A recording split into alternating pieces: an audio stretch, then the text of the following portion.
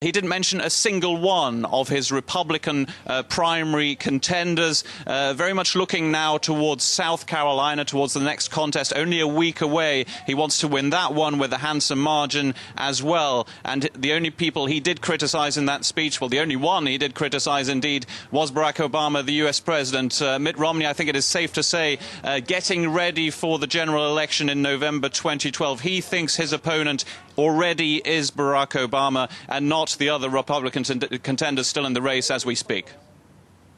OK, well, we are looking very much ahead down the road of this nomination contest. You mentioned there that South Carolina and Florida, both big tests that are going to be coming up. What are the things that we're going to be looking out for as this nomination race moves on, as the candidates shuffle for position somewhat?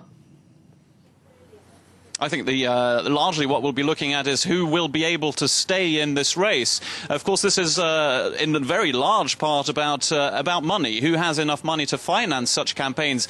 South Carolina is a relatively small state, but Florida is a very, very large state indeed. You need to spend a lot of money on television adverts to get ahead there. Quite amazingly, of course, the way the system works here, with only one primary counted and one caucus counted, 0.7% of the population in the United States has now voted. And we're already looking at possibly two front runners. That is certainly the way that Ron Paul sees this after getting this second place finish. He thinks he's now going into a head-to-head with Mitt Romney now.